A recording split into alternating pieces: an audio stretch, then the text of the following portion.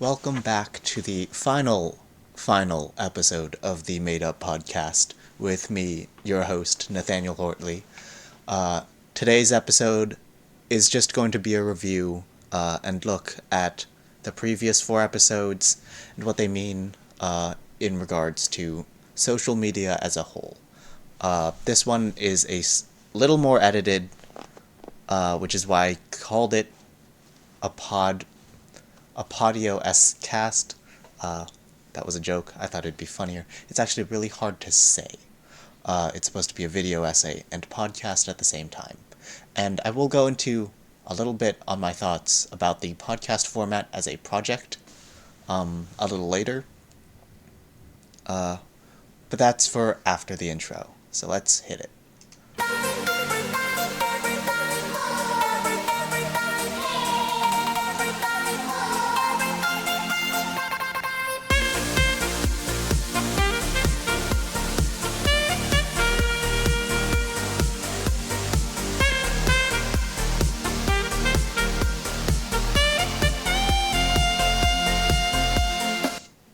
Alright, so in this episode, as I said earlier, we're going to go over the different aspects of social media as they've related to the previous 4 episodes. So what is a social media? Do they matter? To me, I don't really think that social media matters in a traditional sense, but we'll go into that later. Problems with social media. The way I worded it when I first wrote out this title was problems by social media, and I thought it was funny because that sounded like it was a song title by the artist Social Media, so that's why I put it like that.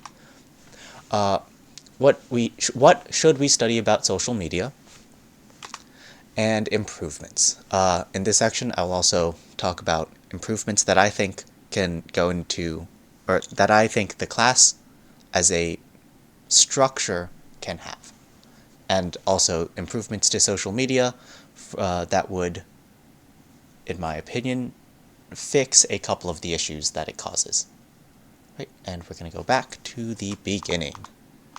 What is social media? So social media, specifically in reference to my projects, I believe is mostly just a community building site. More specifically, I see it as a kind of digital reset for human interaction, where when I say reset, I mean going back to the very beginning of human history, where we began to form societies, and specifically communities, because the internet, you're able to form communities with like-minded people. And that's what I think that social media is. People reverting to their ancient, I guess, instinct to form communities. This time breaking down the barriers of race, religion, and nationality, and specifically geography. And I think this ties into the earliest conceptions of social media, and specifically media libertarianism as a sort of concept. But I think that the best example of that would be the community of Dream, the Minecraft YouTuber, and gay communities on the internet, or queer communities on the internet, as related to the meme Femboy Hooters. So first for Dream, when I say building communities, I'm also thinking of what communities build themselves off of, and I think one of the biggest things is charisma, or Riz, as, oh, why did I say that? Charisma, and creators as a general force have a lot of charisma, or otherwise why would people watch them, enjoy them? I'm going to change the word creator to influencer specifically. Influencers like Dream, they're able to build a community because people like them for what they picture them as.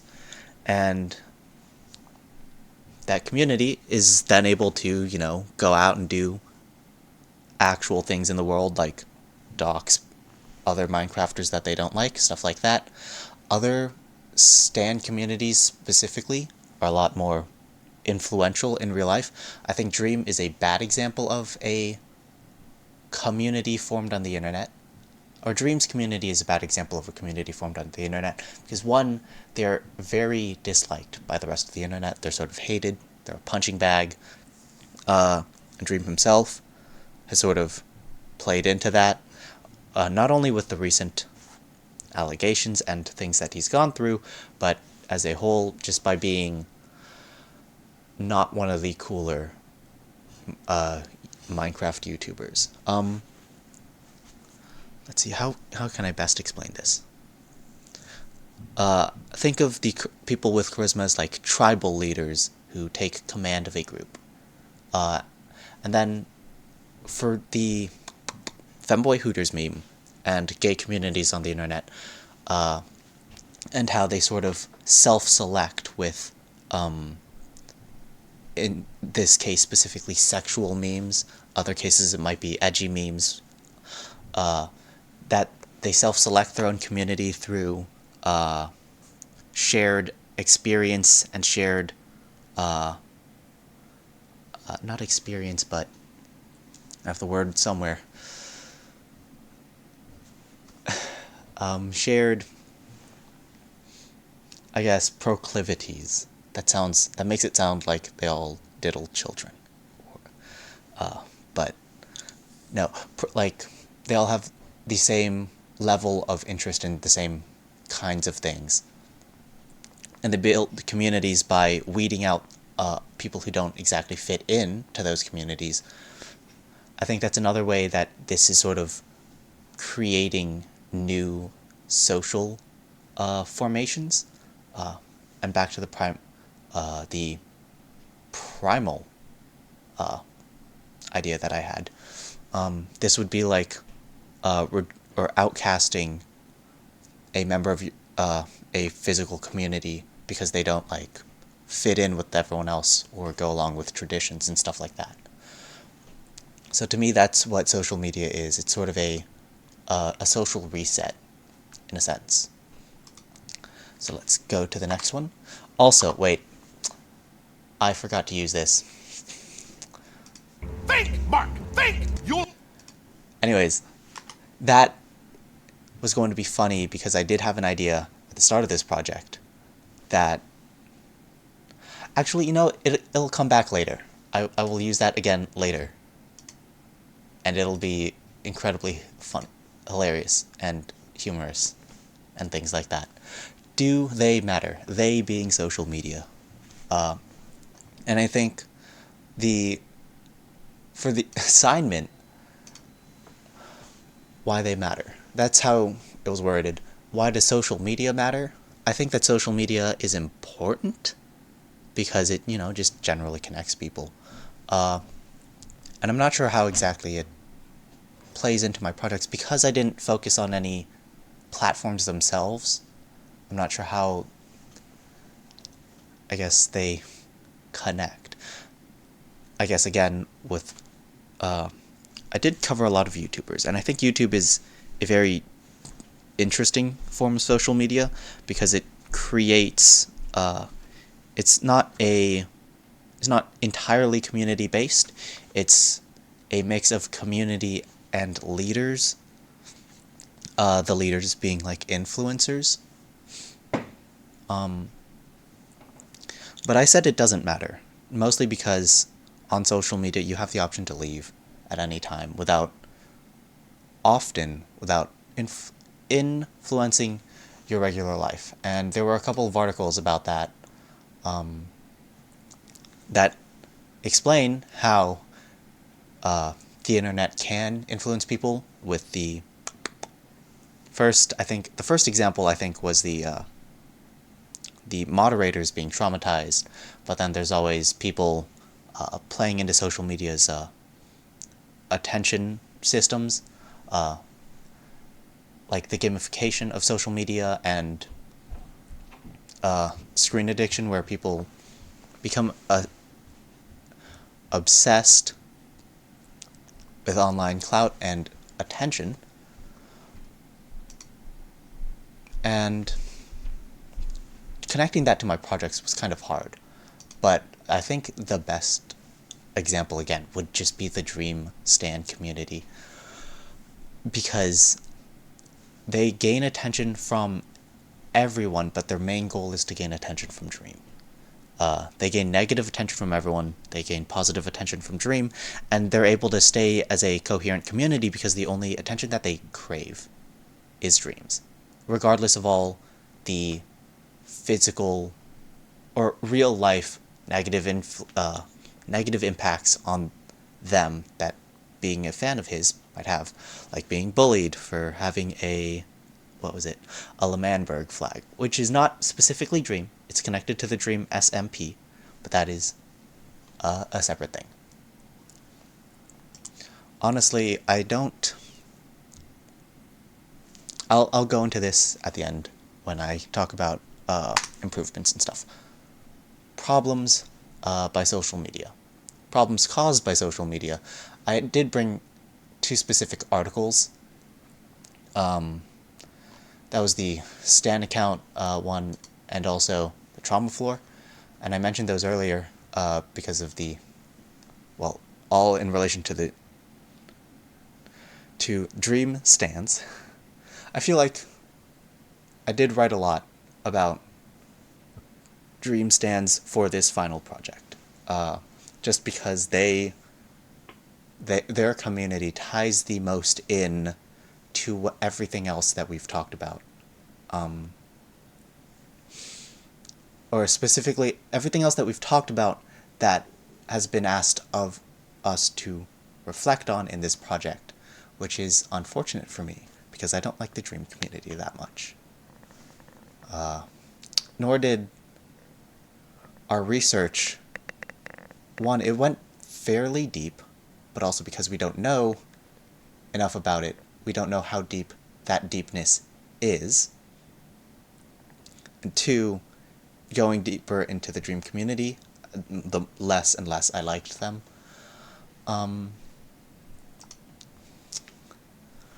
Okay, where I've lost my place on my tabs. So I have a bunch of tabs open right now that had the examples I was using, as well as my script, which I have gone off of quite a lot from.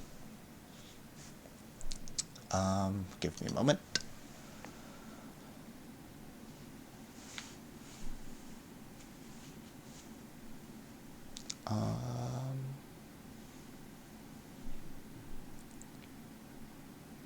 Okay, so problems like raised by social media, I believe, are mostly social. Anything. Well, I guess every issue is social.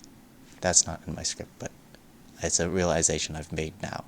Like losing money, that's a social issue, just because our society requires that you work to survive. But the issues that are raised by my project are kind of strange. I guess it's only Dream Stans. I do have a couple of notes on Technoblade and Quentin reviews. So they don't really exactly create problems. They sort of are symptoms of them. Quentin reviews is called a bread tuber, I believe. He's sort of a bully target for far-right-ish, very far-right corners of the internet. I think that's an issue only because it ties into the issues that are posed by stan communities, except these are all haters. They will dox and harass people online. And online harassment, online doxing, all essentially form or cause, I guess, anxiety in people, and that ties mostly into how the way social media motivates us. We're anxious to gain likes, we're anxious to play along with the algorithms so that we can gain those forms of, what is it, reward, some sort of reward. I don't know. I want to do the, it's like, dang it, that would have been funny. We can do it. Just a moment.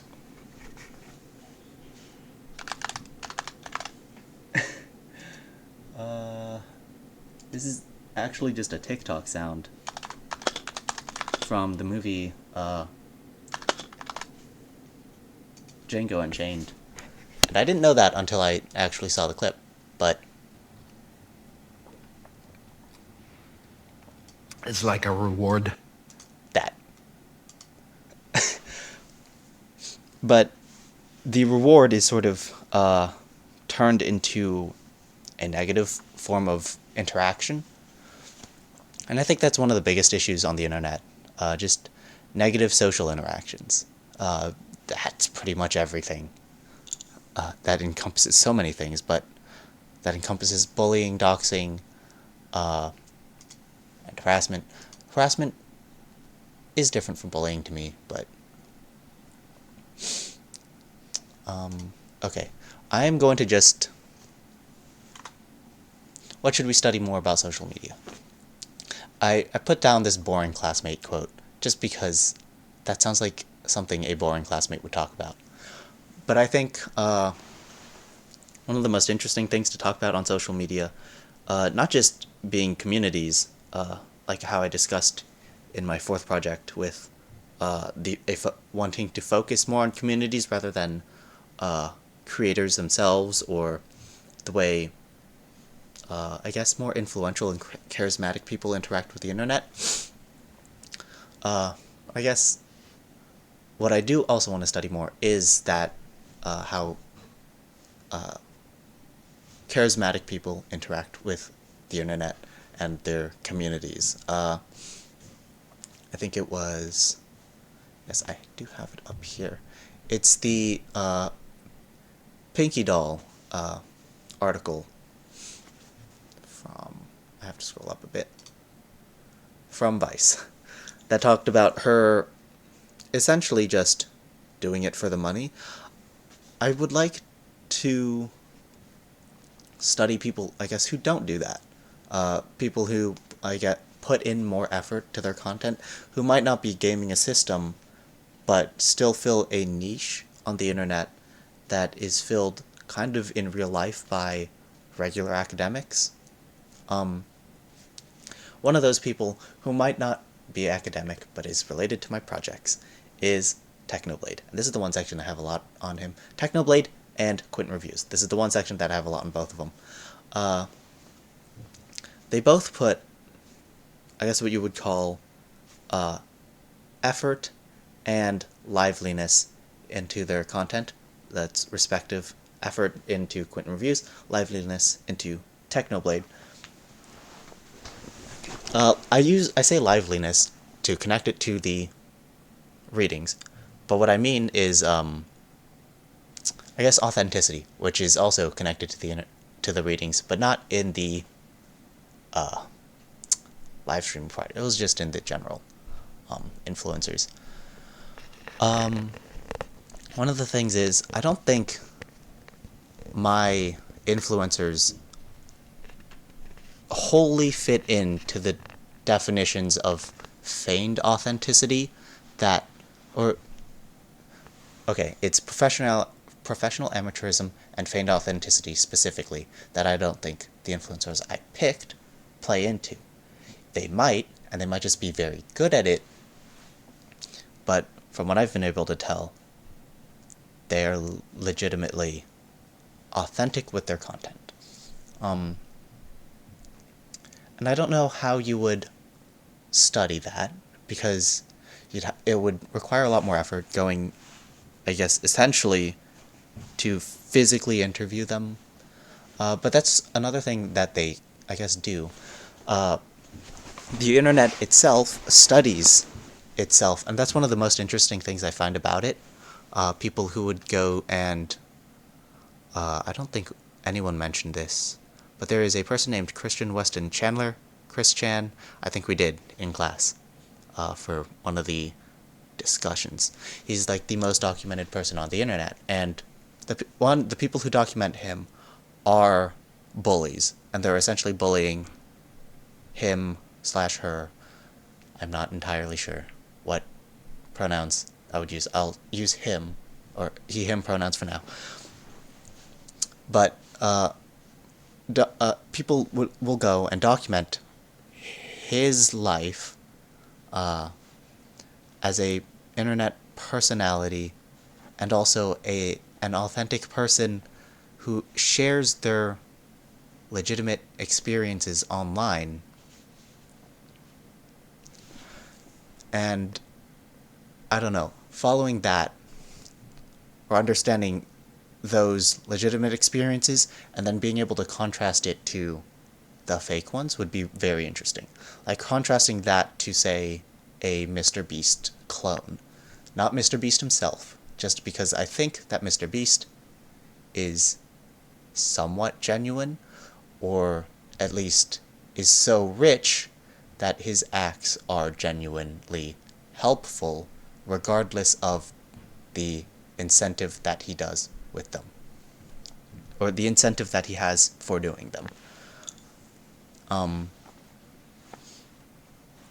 I guess exploring more of how how communities interact and form would be a lot more interesting than simply going through topics by the week, as well as more interesting than going over individual platforms every week, because I believe that platforms are... Okay, I'm sort of getting into the last subject, because I believe that platforms more or less are too broad within the topic of social media, because they are a part of social media, to talk about, like, as in they have too many things, too many intricacies to fully capture within the span of, say, a week, within maybe 1 or 2 readings. Okay, first I'm going to quickly go over, because I did not write this down word for word, improvements to social media. Honestly, I don't think there are many that I can think of. I feel like it would be nearly impossible to have the amount of moderation that I would like on social media to keep it not safe, but clear of virulent hatred. It would essentially require a population equal to the population that actively uses social media to monitor it, and that is an impossible task. And I would not trust artificial intelligence to do that either, just because the people who program it would have their own intrinsic biases, and even though the machine might not, the machine inherits theirs. In a sense. It inherits theirs as well as the content that they feed it, which is also part of their bias. To fix problems like the bullying aspects, I don't think you can. Just because that's a part of society as a whole, and social media is sort of a reflection of that. Like I said, it's going back in time to forming tiny villages with people who you like, I guess. And perhaps if it forces us to evolve differently, to be more cooperative, that would be a way to solve it, but that would require a change in humanity itself rather than in social media. Just because I see it as a mirror, or a mirror plus time machine kind of thing. Anyways, specifically as improvements to the class, just some thoughts that I had. I'm going to drag the syllabus out onto this so I can look at it. I specifically want to talk about the days that we do projects, just because, where are they? They have to be here. Here's Mini Project 2. Mini Project 2 and the presentation. I feel like the mini projects are, one, just as valuable as the readings, because they more naturally formulate discussion, and interact or tackle the parts of the internet that people are more familiar with, or that students are more familiar with, as opposed to the parts of the internet that you as the teacher are, that we might have less connection to and ability to speak on. So say we're talking about, I think it's specifically for me, this section on the live streams. I felt like I had so little to talk about, despite reading. Okay, I did skip one article entirely, but despite reading 3 out of the 4 articles, just because while they summarize it, it's hard to understand. One, the appeal, and two, I guess it's just the appeal. But anyways, for class presentations, I believe that they are just as valuable because they tackle the parts of the internet that we know, that you might not, but that could, I guess, be remedied by us turning in the presentations much before, or the projects much before the presentation, and giving you a short preview of what we're doing, so that you can talk about it with us. But also, they overshadow the readings for that week. So, I don't remember anything from, like, the weeks that we did projects, or we presented projects.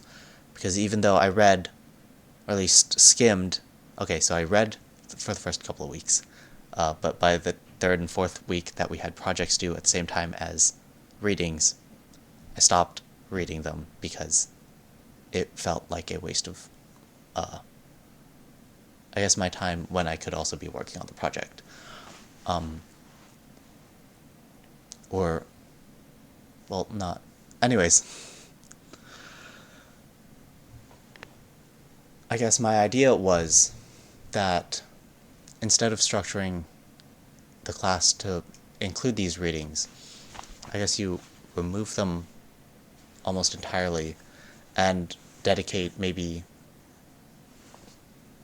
either move them into the previous week's readings so that they're in our minds and we know about them, what to talk about them with, or talk with about them. And then for the presentations, they sort of form their own topic that everyone talks about at once. And also, it would be interesting to, like with the discussion facilitations for 318, spread out the projects. So maybe mini project 4 could be done over, the presentations could be done over 2 weeks instead of just 1. And that way, each one can be given, I guess, a little more time than the 1-2 minutes that was expected of us. Lastly, I did want to talk about the mini projects and the structure of a mini project, specifically with the podcasting. I just think that turning the podcast into a video essay requirement, a short video essay sort of like this, with a little more structure than just a ramble or conversation, would be more valuable to you as the teacher, but also an interesting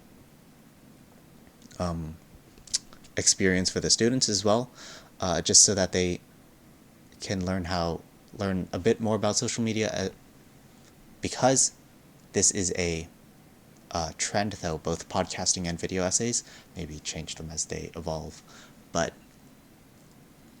a video essay to me just feels like it puts slightly more effort into the writing and research for the project than a simple podcast and ramble like this. I don't think you should expect that much improvement from a podcast to a video essay format, but at least you got a very rushed, last-minute PowerPoint out of it. And also this. I still forgot to insert it. Think, Mark! Think! You'll outlast every fragile, insignificant... Anyways, I like that show. So that is the end of this podcast. I hope it recorded everything. And I hope I do not get a copyright strike for playing that clip in the middle of it. Right? Hopefully I see you next year, Professor. Have fun.